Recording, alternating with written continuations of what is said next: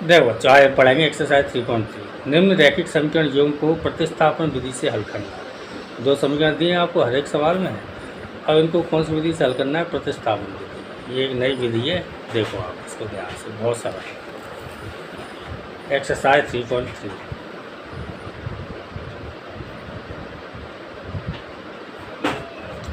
प्रतिस्थापन विधि। इसके सारे सवाल हमें प्रतिस्थापन विधि से करने हैं।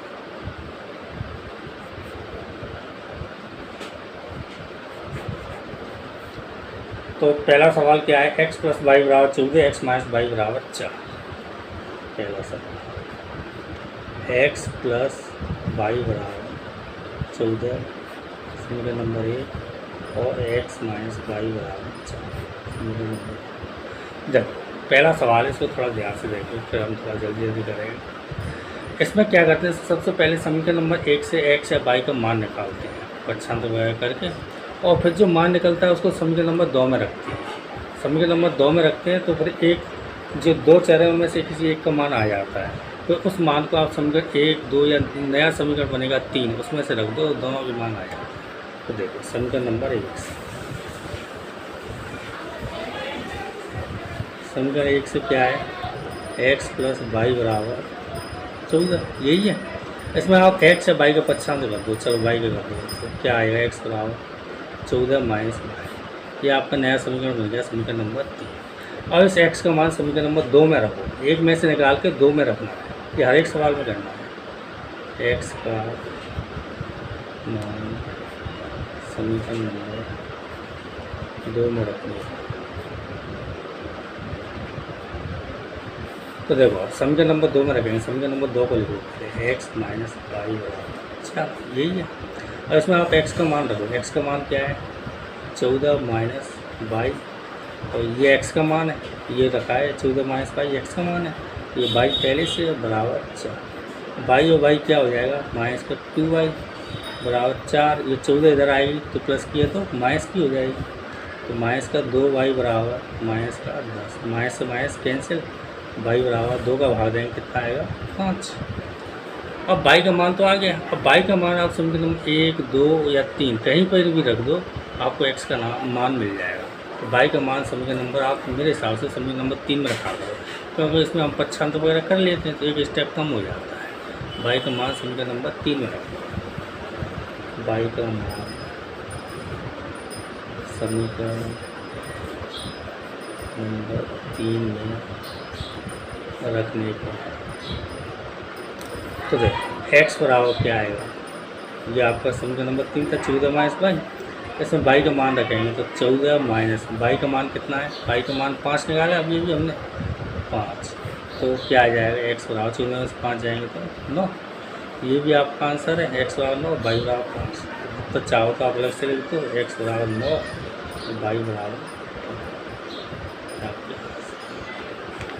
सवाल नंबर 2 देखो, s माइनस टी बराबर 3, समीकरण नंबर 1। और दूसरा समीकरण आपका s/3 प्लस t/2 बराबर 6। देखो इसको समीकरण नंबर 2 बनाने से पहले थोड़ा सा इसको सरल कर लेते हैं। इसका एलसीएम लेंगे, 3 और 2 का एलसीएम कितना आएगा? 6। 2 का गुणा s में, 3 का गुणा इधर होगा 2s, 3 का गुणा t से होगा तो 3t बराबर 6। 6 भाग की संख्या है तो गुणा में जाएगी, तो क्या आ जाएगा? 2s प्लस 3t बराबर 6 और 6 का गुणा करेंगे 36। ये समीकरण नंबर 2 का। अब क्या करते हैं? समीकरण नंबर 1 से किसी का एक का चर का मान निकाल के समीकरण नंबर 2 में रखते हैं। तो देखो आप समीकरण नंबर 1 से, समीकरण नंबर 1 से, समीकरण 1 क्या है? s माइनस टी बराबर 3। तो s बराबर क्या आएगा? 3 तो पहले से, t इधर आएगा प्लस t। तो ये आपका समीकरण नंबर क्या बन गया? 3। अब इस समीकरण नंबर 3 में जो s का मान निकला है, इसका s का मान समीकरण नंबर 2 में रखो, लिख दो यहाँ पे s का मान समीकरण नंबर 2 में रखो।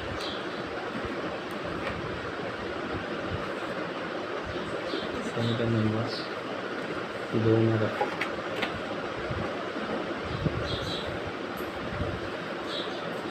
तो देखो बच्चों, पहले समीकरण नंबर 2 को लिख लो इधर दूसरे पेज में। 2s प्लस 3t बराबर 36। तो इसका s का मान 2s क्या है, 2s प्लस 3t बराबर 36 और s का मान क्या है 3 प्लस टी। तो s की जगह पे क्या लिखेंगे 3 प्लस टी। s ये s लिखा है, इस s की जगह पे क्या लिखेंगे 3t, ये s लिखा है। तो 2 into 3 plus T plus 3t बराबर 36। अब देखो 2 का गुणा हो रहा है इसमें, तो 2 का गुणा कर दो, ये कोष्टक वाली संख्या।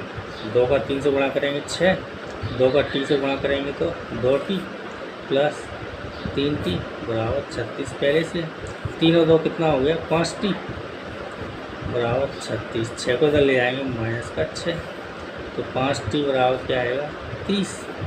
तो t बराबर क्या आ जाएगा 30/5। 5 का भाग देंगे 6, t बराबर क्या आ गया 6। ये आपका आंसर है। अब t का मान कहाँ रखेंगे, समीकरण नंबर 1 2 3 में कहीं पर भी रखें। t का मान समीकरण नंबर 3 में रखें। t का मान समीकरण नंबर 3 में रखें।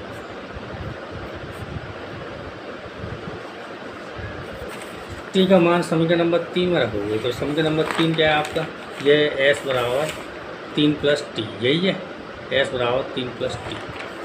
तो देखो s बराबर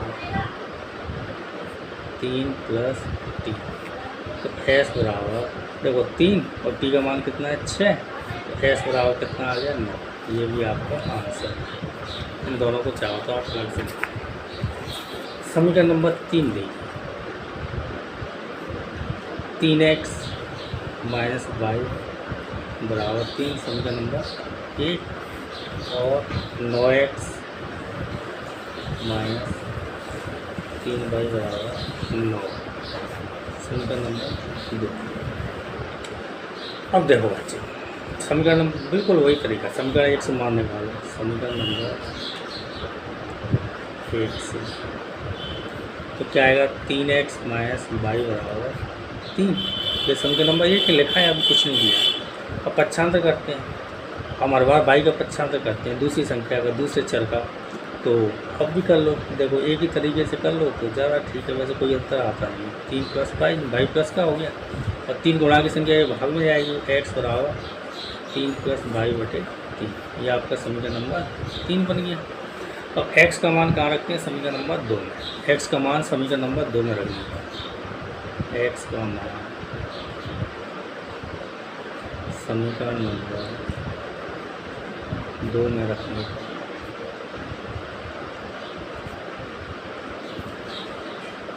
तो देखो अच्छा, x का मान आप समीकरण नंबर 2 में रखोगे तो पहले समीकरण नंबर 2 को लिख लो। समीकरण नंबर 2 क्या है 9x माइनस 3y बराबर 9, यही है। और इसमें x का मान ये लिखा है आपके सामने, ये रखो। x कहाँ है, यहाँ पर है, तो यहाँ पर x का ये मान रखना है 3 प्लस y/3 यहाँ पर। तो देखो 9 x ये पे x का मान लिखो 3 प्लस y/3 माइनस 3y बराबर 9। 3 से इसको काटो, 3 से 9 और क्या बचा है 3 into 3 plus Y minus 3y बराबर 9।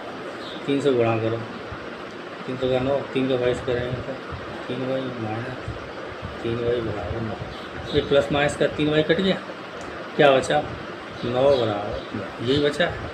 देखो आप ध्यान से देखो, अब इस सवाल को यहाँ से थोड़ा सा आपको ध्यान से देखना। इसमें बाई तो बचा नहीं, तो बाई का मान आएगा नहीं, तो बाई का मान नहीं आएगा और इधर फिर एक्स का भी मान नहीं आएगा, समझे।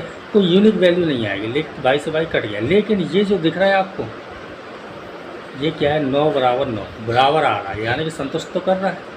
तो इसका मतलब क्या है, बाई का मान नहीं बचा है, कोई यूनिक वैल्यू तो एक फिक्स वैल्यू तो आएगी नहीं। इसका मतलब और संतुष्ट भी कर रहा है, तो इसका मतलब कई वैल्यू आएंगे। तो इसका मतलब है कि ये दोनों रेखाएं, दोनों समीकरण जो दिए हैं, इन दोनों से बनने वाली रेखाएं समपाती होंगी। देखो समपाती और समांतर दो रेखाएं होती हैं। जो समांतर रेखा होती है उसमें भी बाई से बाई कट जाता है, लेकिन ये दो बराबर नहीं आ रही, तो उसमें कोई हल नहीं होता। इसमें बराबर आ रहे हैं, संतुष्ट कर रहे हैं, तो इसके अनंत अनेक हल होंगे। इसके अनंत अनेक हल होंगे। कोई एक अद्वितीय हल नहीं होगा।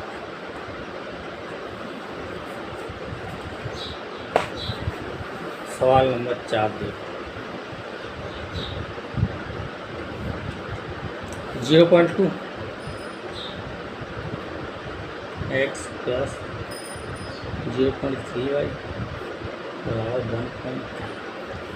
देखो पहले इसका दशमलव उठा दो, उसके बाद समीकरण नंबर 1 बनाएंगे। इसको दशमलव उठाएंगे तो देखो दशमलव के बाद 1 अंक है तो नीचे क्या है, 1 0 बढ़ेगा, मतलब 10 बढ़ेगा 2.5, तो 2/10 x। और यहाँ पे भी दशमलव के बाद 1 अंक है, 3/10 y। यहाँ भी दशमलव के बाद 1 अंक है, यानी 13/10। सब जगह से दशमलव हट गया, 13 है ये। अब यहाँ लघुत्तम लेंगे 10 आएगा, जितना आप जानते हो क्या बचेगा, 2x प्लस 3y बराबर 13/10। समझ में आ रहा है कि नहीं।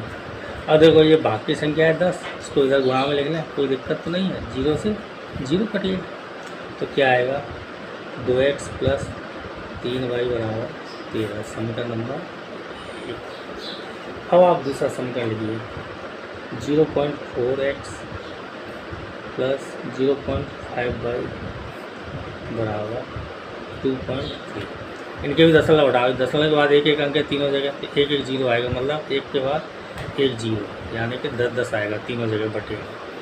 तो 4x/10 और 5y/10 बराबर 23/10। वही काम करेंगे, लघुत्तम लेंगे, 10 आएगा, 4x प्लस 5y बराबर 23/10, और 10 ऊपर जाएगा, बाकी संख्या गुणा में चली जाएगी।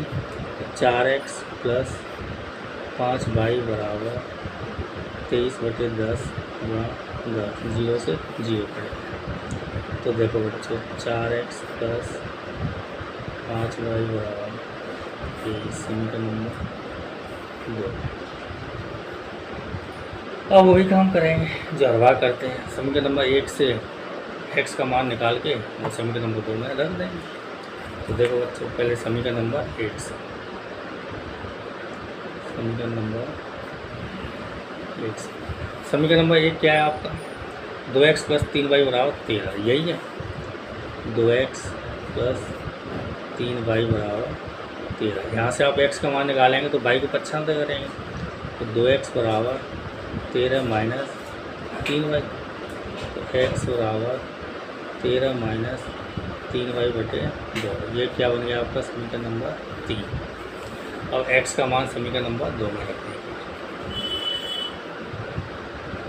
x का मान समीकरण नंबर 2 में रखने का। हाँ यही करते हैं, समीकरण 1 से मान निकालते हैं, समीकरण नंबर 2 में रखते हैं, x का मान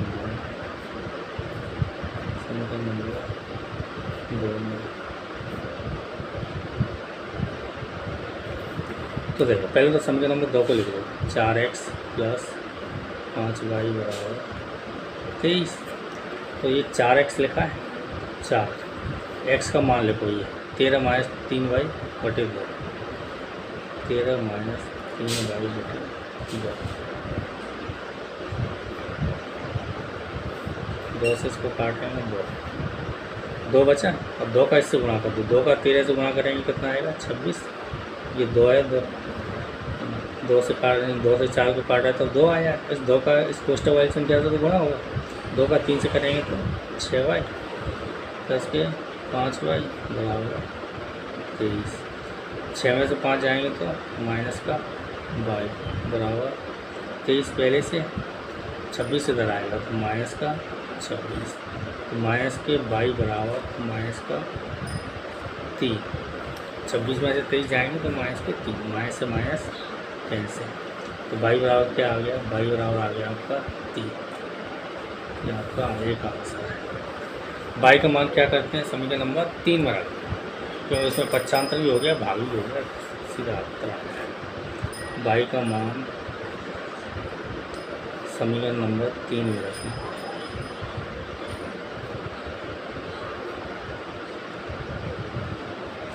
तो पहले तो आप समीकरण नंबर 3 को रख दो, x बराबर 13 माइनस 3y/2, x बराबर समीकरण नंबर 3 क्या है, एक्स बराबर 13 माइनस 3y/2। तो एक्स बराबर 13 माइनस 3 y का मान कितना है बच्चों, अब ये भी निकाला है 3, तो यहाँ पे 3/2। देखो ध्यान से, 13 माइनस 9, 3 तो का 9/2, तो एक्स बराबर क्या आएगा, 9, 13 में से 9 गए तो 4/2, 2 गुनी 4, एक्स बराबर सही। अब देखो बच्चों सवाल नंबर 4 तो हो गया, सवाल नंबर 5 के सवाल नंबर 4 हो गया, 4 ही देखा। Under 2x plus under 3y बराबर 0, under 2x plus under 3y बराबर 0, समीकरण नंबर 1। और under 3x minus under 8y बराबर 0, समीकरण नंबर 2। तो समीकरण नंबर 1 से मान निकाल के समीकरण नंबर 2 में रखना है। तो देखो समीकरण नंबर 1 से समीकरण नंबर 1 क्या है आपका, यही है, under 2x plus under 3y बराबर 0, ये है। तो इस y का पक्षांतर करते हैं y वाले पद का, तो √2x बराबर माइनस का अंडर 3y, तो x बराबर क्या आएगा, माइनस का अंडर 3, तो 2 बटे में आएगा अंडर 2 और y। यह आपका समीकरण नंबर 3 हो गया। और x का मान समीकरण नंबर 2 में रखो, x का मान समीकरण नंबर 2 में रखने को, तो देखो पहले समीकरण नंबर 2 को लिख लो, √3x माइनस अंडर 8y बराबर 0। तो अब ये क्या है, अंडर 3x, x का मान रखना है, तो अंडर 3x का मान क्या है, माइनस का अंडर 3 बटे अंडर 2 और y और है इसके साथ ऊपर, तो y लिख दिया, y है ना ये, और माइनस का अंडर 8y बराबर 0। तो देखो अंडर 3 का अंडर 3 से गुणा करें, माइनस का 3 बटे क्या आएगा अंडर 2, ऊपर है y, माइनस के अंडर 8y, इसके नीचे 1 मान लो, बराबर 0। इन दोनों का एलसीएम लेंगे तो क्या आएगा, √2 आ जाएगा, 1 का गुणा करेंगे माइनस का 3y, अंडर 2 का इससे गुणा करेंगे तो माइनस 8 दूनी अंडर के भीतर 16 बराबर 0। भाग की संख्या ये गुणा में जाएगी, तो अंडर 2 को यहाँ गुणा में आ जाएगी, गुणा अंडर 2, तो ये तो 0 हो जाएगी। तो देखो माइनस का 3y, 16 का वर्गमूल कितना आता है, माइनस का 16 का वर्गमूल 4 आता है, माइनस पहले से y बराबर 0 से इसको गुणा करेंगे 0, तो 4 और 3 माइनस का 7y बराबर 0, इसका माइनस के 7 का भाग दे दो, y बराबर 0 बटे माइनस 7। 0 में आप जानते हो किसी भी संख्या का भाग देते हैं तो 0 आता है, समझ में आया नहीं है, ये आपका आंसर। अब y का मान हम कहाँ रखते हैं, समीकरण नंबर 3 में रखते हैं, समीकरण नंबर 3 आपका ये है, y का मान समीकरण नंबर 3 में रखते हैं, y का मान समीकरण नंबर 3 में रखने।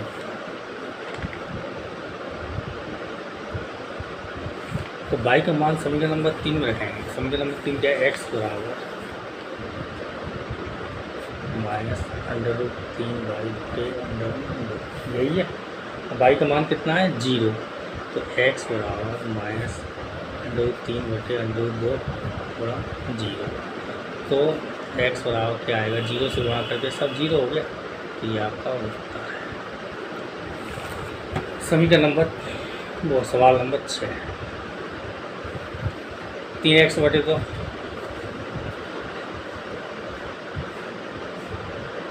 माइनस 5y बटे 3 बराबर माइनस 2। पहले देखो इसको थोड़ा सरल कर लो, लघुत्तम वगैरह लेके, लघुत्तम लेंगे तो कितना आएगा, 6, 3 का गुणा इधर, 2 का गुणा इधर, 3 प्रकार 9x माइनस 10y बराबर माइनस का 2। और देखो 6 भाग की संख्या तो गुणा में जाएगी, तो 9x माइनस 10y बराबर 6 गुनी माइनस का 12, ये आपका समीकरण नंबर 1 हो। ऐसे ही आप दूसरे समीकरण को लिखो, एक्स बटे 3 प्लस वाई बटे 2 बराबर 13 बटे 6। इन दोनों का एलसीएम लेंगे कितना आएगा, 3 दूनी 6, 2 का गुणा इधर 3 का इधर 2x प्लस 3y बराबर 13 बटे 6। 6 भाग की संख्या है, इधर गुणा में जाएगी कि नहीं जाएगी। आप एक स्टेप और बढ़ा देना, 6 से 6 कट जाएगा तो क्या हो जाएगा 2x प्लस 3y बराबर 13। समीकरण नंबर 2। अब समीकरण नंबर 1 से x का मान निकाल के समीकरण नंबर 2 में रख दो। समीकरण नंबर 1 से समीकरण नंबर 1 क्या है आपका, 9x माइनस 10y बराबर माइनस का 12।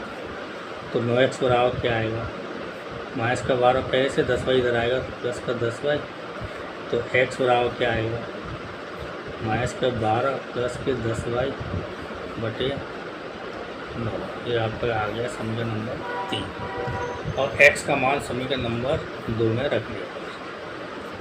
x का मान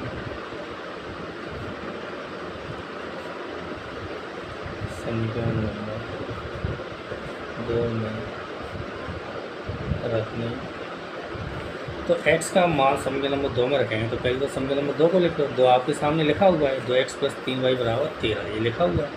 तो देखो 2x प्लस 3y बराबर 13, ये आपके सामने लिखा हुआ है, हमने दोबारा लिख लिया। इसमें आप x का मान रखो। x का मान क्या है, x का मान ये है। तो देखो 2x का ये मान रखो, माइनस के 12 प्लस के 10y बटे 9 प्लस 3y अलग बराबर 13।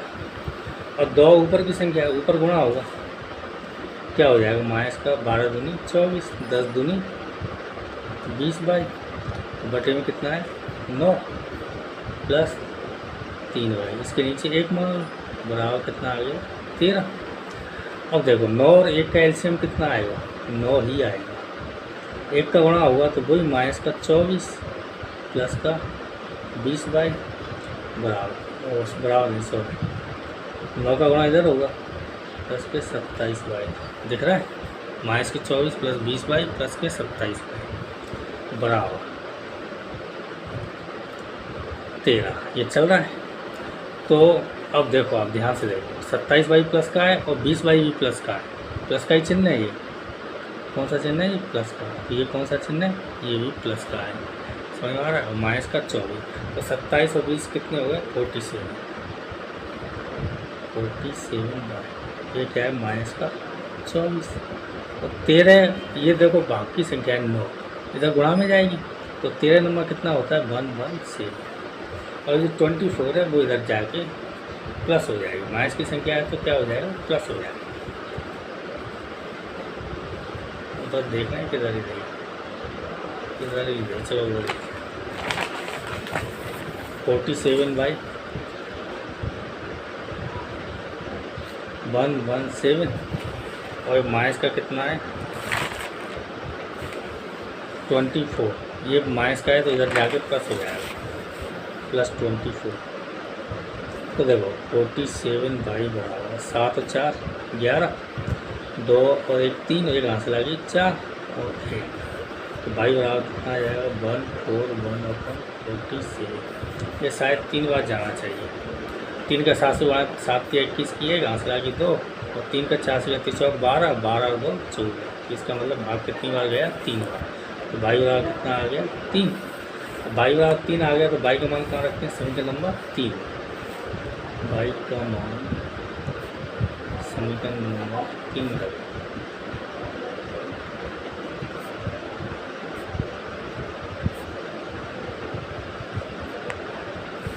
बाई का मान समीकरण नंबर 3 में रखो आप।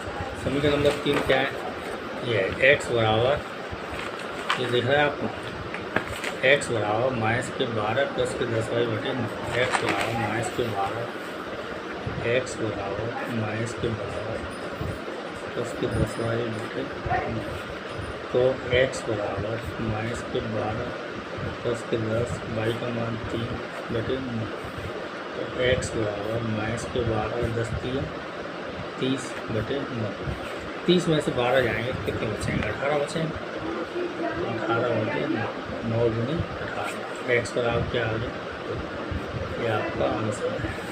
y बराबर 3, ये भी आपका आंसर है। सवाल नंबर 6 हो गया। सवाल नंबर 2 देखो, पहले के सब हो गए।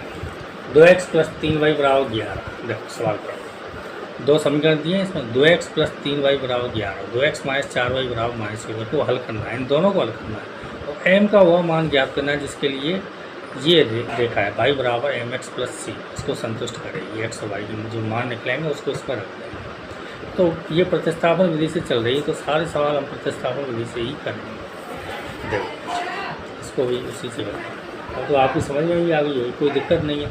समीकरण नंबर 1 से x का मान निकालते हैं y का पक्षांतर करके, और फिर समीकरण नंबर 2 में उस मान को रख देते हैं, तो इस तरह से आराम से आ जाता है। 2x + 3y = 11। समीकरण नंबर 1, 2x - 4y = -50। समीकरण नंबर 2। समीकरण नंबर 1 से आप x या y, x का ही मूल्य निकाल लो। हर सवाल में आप x का ही निकाल रहे हैं, x का ही निकाल मान लो। समीकरण नंबर 1 से समीकरण नंबर 1 से समीकरण नंबर 1 क्या है? 2x + 3y = 11। तो इसका पक्षांतर कर दो, 2x = 11 - 3y, तो x बराबर क्या आएगा? 11 - 3y/2। ये आपका समीकरण नंबर 3 है। x का मान कहाँ रखते हैं? समीकरण नंबर 2 में। x का मान समीकरण नंबर 2 में रखने पर, पहले समीकरण नंबर 2 को लिख लो। 2x - 4y = -24। तो 2 x का मान लिखो, x का मान ये है 11 - 3y/2, 11 - 3y/2 -4y = -24। अब देखो आप यहाँ से 2 से 2 कैंसिल हो गया, क्या बचा? 11 - 3y -4y = -24। 4 और 3 7y = -24। 11 इधर आएगा तो -11, तो माइनस के 7y बराबर, ये दोनों माइनस के जुड़ जाएंगे, -35, माइनस से माइनस कैंसिल। y बराबर क्या आएगा? y बराबर 7। कितनी है? ये 7 है। ये 7 गुणा की, ये बटे में जाएगी, तो बटे में 7 से इसको काटेंगे तो 5 होगा। y बराबर कितना आ गया? 5। ये आपका एक आंसर है। दूसरा आंसर कहाँ से आएगा? समीकरण नंबर 3 में y का मान रखेंगे, तो y का मान समीकरण नंबर 3 में रखेंगे। y का मान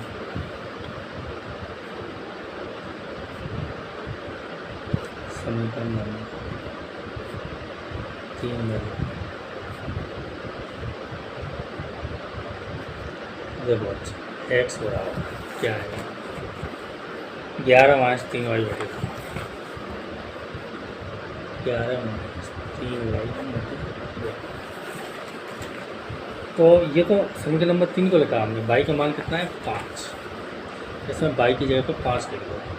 11 - 3 × 5/2, तो x बराबर 11 - 15/2, और 15 में से 11 जाएंगे तो -4/2, 2 दूनी 4। तो x बराबर क्या आ गया? माइनस का। समझ में आया? x और y, ये भी 2 आंसर हैं, ये भी आंसर है और ये भी आंसर है। y का मान निकालना। अब इसके अलावा आगे और करना है सवाल। ये सवाल तो हमने थोड़ा सा आगे बढ़ाना है। ये रेखा दी हुई है, इसमें y बराबर mx + c, y बराबर mx + 3, सॉरी ऐसे ही होगा। अब देखो, इसमें हम x और y के मान रखेंगे और फिर m का मान निकल आएगा, वो हमें निकालना है। m का मान ज्ञात करना है, वो कह रहा है, सवाल में कह रहा है। तो देखो y का मान कितना था? y का मान था 5 रखा था यहाँ y की जगह पे हमने, उधर निकाला। x का मान कितना है? -2। x की जगह पे क्या लिखेंगे? -2, y की जगह पे 5। तो देखो y की जगह पे क्या लिखेंगे? 5 m, x की जगह पे क्या लिखेंगे? -2 + 3, तो क्या हो जाएगा? 5 -2 का m से गुणा करेंगे तो -2m + 3, तो 2m को इधर ले लो, 2m बराबर 3 माइनस 5, 2m बराबर माइनस का 2, m बराबर माइनस का 2/2, ये m बराबर माइनस, समझ में आया कि नहीं आया? ये 3 आंसर है इसमें, m भी आंसर है, x भी आंसर है, y भी आंसर। देखो सवाल नंबर 3 देखो, दिख रहा है, निम्न समस्याओं में रैखिक युग्म बनाइए, उनके प्रतिस्थापन हल विधि द्वारा ज्ञात कीजिए। उनके हल प्रतिस्थापन विधि द्वारा ज्ञात करना है। रैखिक समीकरण युग्म बनाना है, या इसका मतलब समीकरण बना के वो भी आंसर में लिखना है, और फिर जो हल आ जाए एक्स वाई का मान निकले वो भी लिखना है आंसर में। तो देखो पहला सवाल, दो संख्याओं का अंतर 26 है और एक संख्या दूसरी संख्या से 3 गुनी है, उन्हें ज्ञात कीजिए। तो पहले क्या है कि हमें दो संख्या मान लो, एक एक्स मान लो, एक वाई मान लो, 2 4 हो जाएंगे, तो उनके समीकरण बनाएंगे प्रश्न के हिसाब से दिया है उसी हिसाब से। तो देखो पहले तो क्या कह रहा है वो, दो संख्याओं का अंतर 26 है। तो सवाल आप अपनी किताब में देखो, तो पहले तो दो संख्या मान लो, माना पहली संख्या x है तो दूसरी संख्या y है। माना पहली संख्या x है तथा दूसरी संख्या y मान लो, 2 4 हो गए। अब देखो दो कंडीशन दी हैं इसमें, तो पहली कंडीशन क्या है, प्रथम शर्त से क्या है, दो संख्याओं का अंतर 26 है, दिख रहा है आपको, दो संख्याओं का अंतर 26 है, यानी पहली संख्या क्या है x, दूसरी संख्या है y, अंतर मतलब घटाना, बराबर क्या है 26। ये हमने बड़ी संख्या माना है, पहली संख्या या बड़ी संख्या लिख दो x, समझ में आ रहा है? क्यों बड़ी में ऐसी छोटी घटाएंगे तभी प्लस का बचेगा। तो ये आपका समीकरण नंबर 1 आ गया। ये भी आंसर में है क्योंकि समीकरण भी लिखना है उसमें, वो कह रहा है युग्म बनाइए, तो युग्म बनाना है, इसको भी आंसर में लिख देना। और द्वितीय शर्त से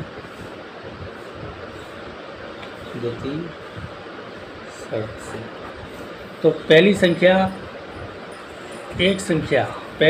दूसरी संख्या की 3 गुनी है, तो बड़ी संख्या यानी कि x, छोटी संख्या क्या है y, 3 गुनी है यानी बराबर 3y। तो ये आपका दूसरा समीकरण, तो क्या आ गया, x बराबर 3y, ये समीकरण नंबर 2, ये भी आपका आंसर है।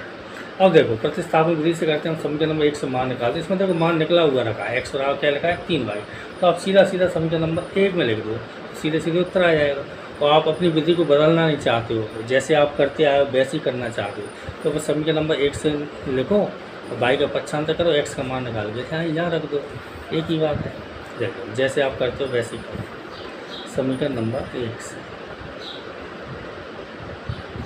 क्या है, वैसे सीधा x बराबर 3y यहाँ लिख दो, 3y से 1y जाएगा 2y, 2 का भाग देंगे, सीधा 13 उत्तर आएगा। पर देखो समीकरण नंबर 1 से जैसे आप करते हो, x माइनस y बराबर 26, यही है। कैसे करते हो, y के वाले पद का पक्षांतर करते हो, तो 26 प्लस y यही आएगा। और x का ये मान कहाँ रखोगे, अब आप x का ये मान समीकरण नंबर 2 में रखते हैं, x का मान समीकरण नंबर 2 में रखते हैं।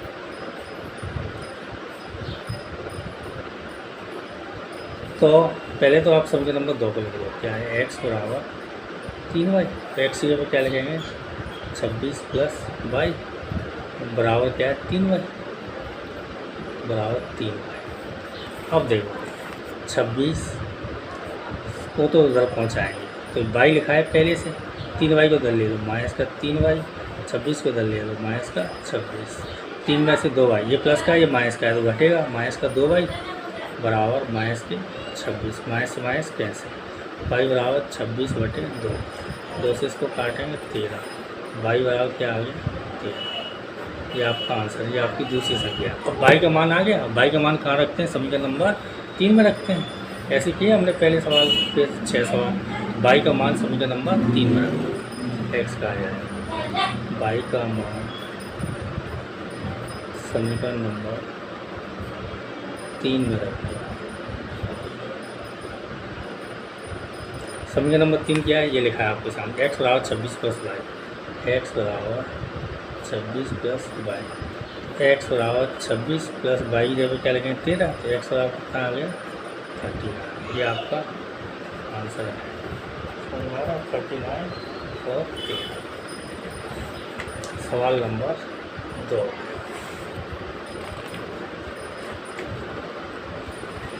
दो संपूरक कोण, दो संपूरक कोणों में बड़ा कोण छोटे कोण से 18 डिग्री अधिक है, उन्हें ज्ञात करना है।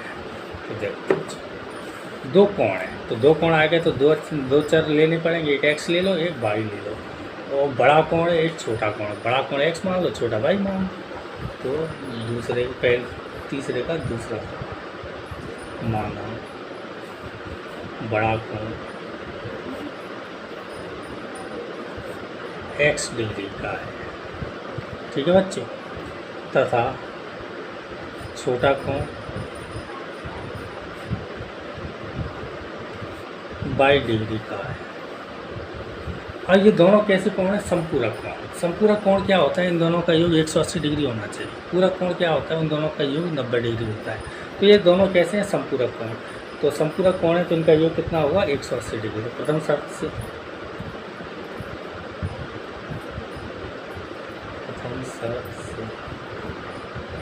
इन दोनों का योग x प्लस वाई बराबर कितना आ जाएगा? 180 डिग्री फिग्री आप लगा देंगे। समीकरण नंबर 1 बनेगा। और दूसरी शर्त से क्या करें? बड़ा कोण छोटे कोण से 18 डिग्री आ देंगे। तो द्वितीय शर्त से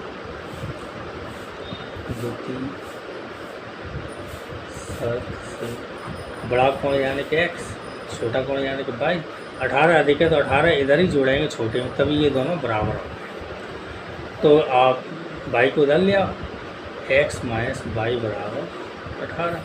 समीकरण नंबर 2 समझ में आया कि नहीं आया? तो ये दोनों समीकरण बन गए। ये भी समीकरण बनाने क्वेश्चन दे रहा है तो ये भी दोनों आंसर में आएंगे। अब देखो समीकरण नंबर 1 से x का मान निकालो, तो समीकरण नंबर 2 में रखो। समीकरण नंबर 1 से समीकरण 1 क्या है? x प्लस वाई बराबर 180, यही है। x प्लस वाई बराबर 180, तो x बराबर क्या आएगा? 180 माइनस वाई। और ये समीकरण नंबर 3 बन गया। ये क्या बन गया? समीकरण नंबर 3। और x का मान समीकरण नंबर 2 में रखेंगे। x का मान समीकरण नंबर 2 में रखेंगे। तो देखो x माइनस वाई बराबर क्या है? 18। x यहाँ पर क्या लगाएंगे? 180 माइनस वाई बराबर 18।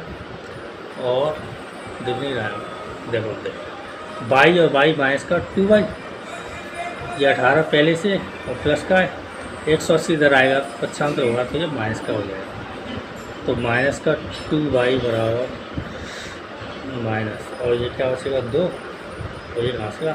6, माइनस से माइनस ऐसे, वाई बराबर 162/2, 2 से इसमें भाग देंगे, 2 8 16, 2 1 2। वाई बराबर कितना आ गया? 81 डिग्री। समझ में आया कि नहीं आया? भाई आपने क्या माना? छोटा कोण। भाई का मान तो आ गया, छोटा कोण आ गया। चाहो तो हिंदी में लिख देना, छोटा कोण कितना आ गया? 81 डिग्री। अब एक बड़ा कोण चाहिए। बड़ा कोण मतलब x का मान, तो y का मान समीकरण नंबर कहाँ में रखते हैं? 3 में। y का मान समीकरण नंबर 3 में रखते हैं। y का मान समीकरण नंबर 3 में, तो x बराबर 180 माइनस 81, x बराबर 9, और ये हासिल इसमें आएगी 9। ये क्या आ गया आपका? यह आ गया आपका बड़ा कोण। ये भी आपका आंसर। हिंदी में लिखना चाहो लिख देना, बड़ा कोण। समझ में आया कि नहीं? अब आप देखो सवाल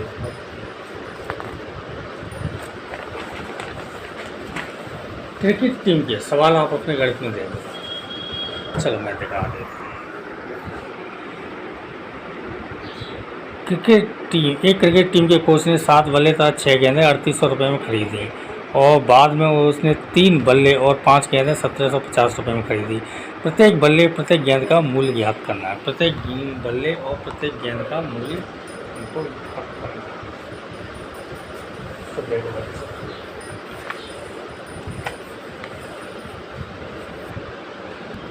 सवाल नंबर 3। क्रिकेट टीम के कोच ने 7 बल्ले 6 गेंद। तो देखो, बल्ले और गेंद का मूल्य ज्ञात करना है। प्रत्येक मतलब एक गेंद का मूल्य, एक बल्ले का मूल्य। तो मान लो, माना एक बल्ले का मूल्य,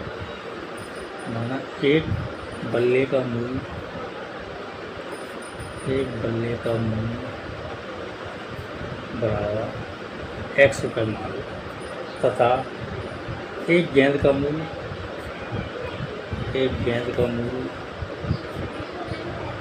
बराबर अब 22 रुपये।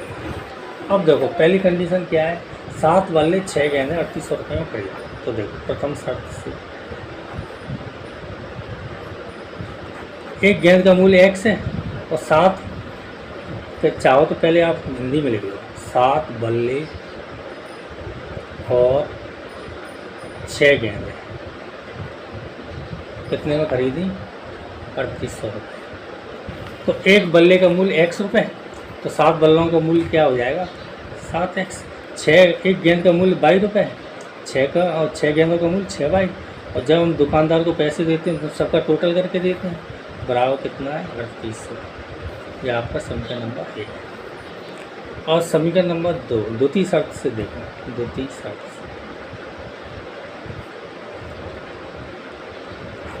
क्या कह रहा है, 3 बल्ले और 5 गेंद। 3 क्या है, बल्ले हैं, बाद में उसने 3 बल्ले और 5 गेंद कितने में खरीदी, 5 गेंद है 1750। 3 बल्ले क्या हो जाएगा, 3x, 5 गेंद क्या हो जाएगी, 5 बाई बराबर 1750। 3x प्लस 5 बाई बराबर 1750। अब देखो, ये आपको बन गया समीकरण नंबर 2। अब समीकरण नंबर 1 से x या y के मान निकालो, समीकरण नंबर 2 में को हटा देते। समीकरण नंबर 1 से x का मान निकालो, हर बार x का ही निकाल रहे हैं, वही नहीं। समीकरण नंबर 1 से 7x प्लस 6y बराबर कितना है, 38। 6y का पक्षांतर कर दो, तो 7x बराबर 3800 माइनस 6y। तो x बराबर क्या आ गया, 3800 माइनस 6y बटे 7। तो x बराबर, x का जो मान है ये आप समीकरण नंबर 2 में रखो। x का मान समीकरण नंबर 2 में रखते हैं, यही करते हैं हुआ। x का मान समीकरण नंबर 2 में रखने। तो देखो, पहले तो आप समीकरण नंबर 2 को लिख लो। समीकरण नंबर 2 ये है, 3x प्लस 5y बराबर 1750। लिखो इसको, 3x प्लस 5। 1 सेकेंड, फोन आ रहा है। हाँ देखो, बराबर 1750। ये आपका समीकरण नंबर 2 था, ये लिखा था यहाँ, 3x प्लस 5y बराबर 1750। अब देखो, इसमें आप x का मान रखो। x का मान आपके सामने रखा है, तो 3x का मान क्या है, 3800 माइनस 6y बटे 7 और प्लस 5y बराबर 1750। अब आप ध्यान से देखो, 3 का गुणा ऊपर होगा, तो वो 3 ऊपर की संख्या है, तो 8 या 24, 3 का 9, 9 2 11, 2 0। 3 का 600 गुणा होगा 18y बटे 7, प्लस का कितना है 5y, और इसके नीचे एक मान 1750, 400 माइनस 18y। अब देखो, इन दोनों का एलसीएम ले लो, एलसीएम लेंगे तो 7 आएगा, 1 से गुणा करेंगे तो 11,400 माइनस 18y। 7 का गुणा 5 से करो, 7 पंजे 35y बराबर 1750। बोलो कोई दिक्कत हो तो बता। 7 और 1 का क्या लिया हमने, एलसीएम। और 7 बाकी संख्या इधर कहाँ जाएगी, गुणा में जाएगी। गुणा में जाएगी तो यहाँ इसका गुणा हो जाएगा। देखो सीधे लिख दें, चलो एक स्टेप और बढ़ाएंगे, 11,400 माइनस 35 में से 18 जाएंगे, कितने बचाएंगे, देखो 7, 8 और 7 15, 7 बचेंगे, एक हाथ इसमें 2, तो कितने हैं 17y। और 7 का इससे गुणा कर दो तो 0, 7 पंजे 35 की 5, 7 7 49, 49 और 3 कितने हो जाएगा 52, और 7 का 7, 7 और 5 12। समझ में आएगा नहीं है, माइनस का 17y बराबर 12,250 माइनस 11,400 माइनस के 17 भाई बराबर माइनस के 17 बराबर ये घटा लो 12,250 में से 11,400 12,250 में से 11,400 घटाओ बच्चों कितना आएगा 0 5 और ये 8 और ये तो बराबर हो गया आंसर हो गया तो 850 आ गया 850 और ये प्लस के आएंगे कि माइनस के ये तो प्लस के आ रहे हैं और ये माइनस का आ रहा है इसका मतलब कहीं ना कहीं माइनस प्लस की गड़बड़ हुई है और गड़बड़ कहीं नहीं यहीं हुई है। देखो ये प्लस की संख्या बड़ी है तो यहाँ क्या आएगा प्लस का चिन्ह आएगा यहाँ क्या आएगा प्लस का चिन्ह आएगा ठीक है प्लस का चिन्ह। तो देखो वाई बराबर क्योंकि पैसे हैं वो तो हमेशा प्लस में आने चाहिए वैसे एक्स और वाई का मान कुछ भी हो वो तो माइनस में आया कोई दिक्कत नहीं लेकिन पैसे तो प्लस में रहेंगे तो दुकानदार को देंगे तो एक्स 850 बटे 17 से इसको काटो 17 पंजे 85 जीरो तो भाई बराबर कितना आ गया 50 भाई ये आपका उत्तर है 50 रुपये। तो भाई आपने क्या माना भाई आपने माना था गेंद एक गेंद का मूल्य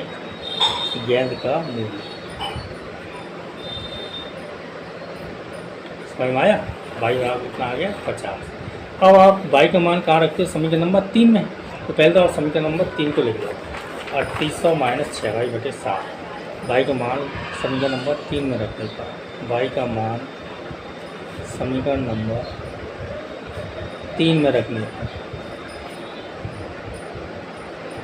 तो देखो बच्चों पहले समीकरण नंबर 3 को लिख लो एक्स बराबर 3800 माइनस 6 भाई बटे 7 एक्स बराबर 3800 माइनस 6 गुना 50 बटे 7 एक्स बराबर 3800 माइनस 6 पंजे 30 और 300 बटे 7 तो एक्स बराबर 2 0 5 3 बटे 7 तो 7 पंजे 35 एक्स बराबर कितना आ जाएगा 5। एक्स क्या माना आपने एक बल्ले का मूल्य एक बल्ले का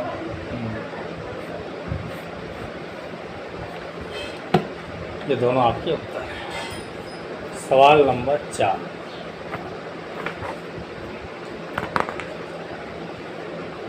एक नगर में देखो बच्चे सवाल नंबर 4 दिख रहा होगा एक नगर में एक टैक्सी के भाड़े के एक नियत भाड़े के अंतर्गत चली गई दूरी पर भाड़ा सम्मिलित किया जाता है 10 किलोमीटर के लिए भाड़ा 105 रुपये तथा 15 किलोमीटर के लिए भाड़ा 155 रुपये नियत भाड़ा तथा प्रति किलोमीटर का भाड़ा क्या है एक व्यक्ति को 25 किलोमीटर यात्रा करने के लिए कितना भाड़ा देना पड़ेगा। इस सवाल को समझ लो एक टैक्सी है वो क्या है कि भाड़ा लेती है कैसे भाड़ा लेती है एक तो फिक्स भाड़ा लेना है आप चाहे कितने भी किलोमीटर जाओ वो तो फिक्स भाड़ा लगेगा ही लगेगा। इसके अलावा जितने किलोमीटर आप चलोगे दूरी पर जाओगे उतने किलोमीटर के हिसाब से भाड़ा लगेगा। तो दो चर आ गए इसमें एक तो फिक्स भाड़ा नियत भाड़ा और एक जितने किलोमीटर जाओगे उस किलोमीटर के हिसाब से भाड़ा आपको देना पड़ेगा। तो मान लो फिक्स भाड़ा एक्स मान लो और प्रति किलोमीटर भाड़ा वाई मान लो। सवाल नंबर 4 माना टैक्सी का नियत भाड़ा मतलब किराया भाड़ा सही लगा है एक्स रुपये तथा प्रति किलोमीटर भाड़ा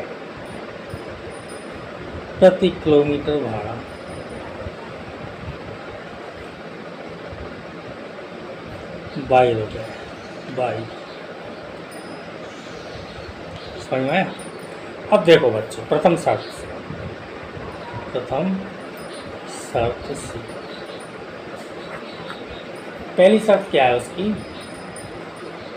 10 किलोमीटर के लिए भाड़ा 105 रुपये। तो देखो जो फिक्स भाड़ा है वो तो आपका लगना ही लगना है 10 किलोमीटर चल रहा है तो प्रति किलोमीटर 1 किलोमीटर का भाड़ा 22 रुपये 10 का क्या हो जाएगा 10 वाई दोनों जुड़ाएंगे तो एक्स प्लस 10 वाई बराबर क्या आ जाएगा 105। समीकरण नंबर 1 समझ में आया कि नहीं एक्स प्लस 10 वाई बराबर 105। और द्वितीय शर्त से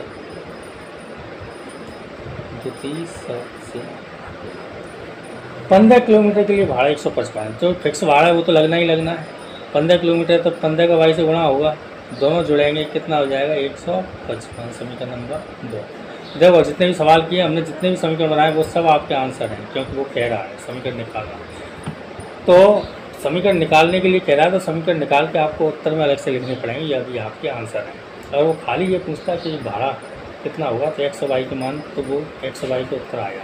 लेकिन शुरू में उसने दे दिया रैखिक समीकरण जो भी बनाइए सवाल नंबर 3, तो ये दोनों आपके आंसर हैं। अब देखो आप इन दोनों को हल करेंगे, नियत भाड़ा और प्रति किलोमीटर भाड़ा निकालना है। समीकरण नंबर 1 से x का मान निकाल के इसमें रख दें। समीकरण नंबर 1 से x प्लस 10y बराबर 105, तो x बराबर क्या आएगा 105 माइनस 10y, हो गया 55। समीकरण नंबर 3 बन गया। अब x का मान कहाँ रखेंगे, समीकरण नंबर 2। x का मान समीकरण नंबर 2 में,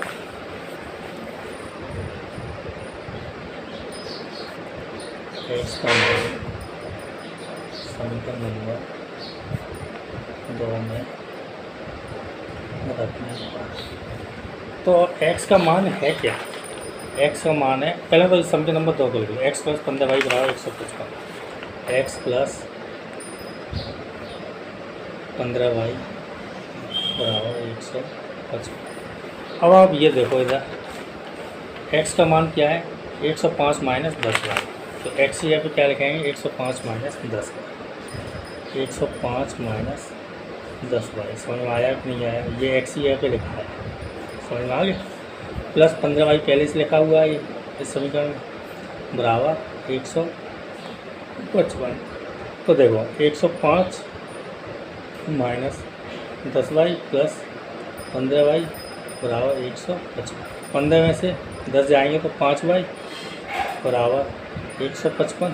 पहले से 105 को इधर लाएंगे माइनस का हो जाएगा, तो 5y बराबर कितना आ जाएगा 50। y बराबर कितना आ जाएगा 50/5, 5 से 10, y बराबर कितना आ गया 10।